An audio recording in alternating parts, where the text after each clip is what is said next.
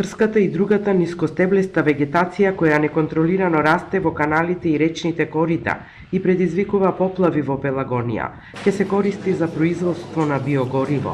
Во проектот финансиран од ИПА програмата за прекугранична соработка на Европската Унија, вклучени се општините Новаци од македонска и Јаминде од грчка страна, каде со топлинската енергија од земјоделскиот отпад ќе се затоплуваат градинки и училишта. Ќе се чистат каналите со тоа.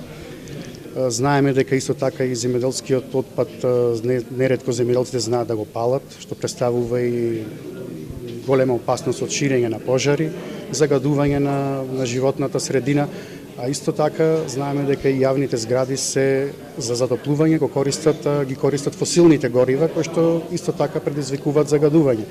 Општина Новаци за овој проект ќе добие над 200.000 евра, од кои 15% ги кофинансира. Првата фаза ќе треба да набавиме трактор со приколица, втората фаза тие приклучни работи што се за тракторот и во третата фаза балирачката и котелот за парно грејење. Партнерите од Грција велат дека ќе се црпат искуства од европските земји.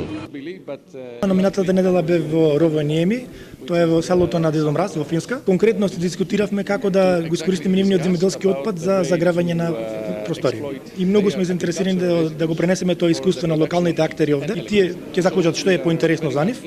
Во соседната општина Могила веќе се произведува биогориво, но од слама, а сега за прв пат кај нас ќе се добива топлинска енергија од трска и друга нискостеблеста вегетација.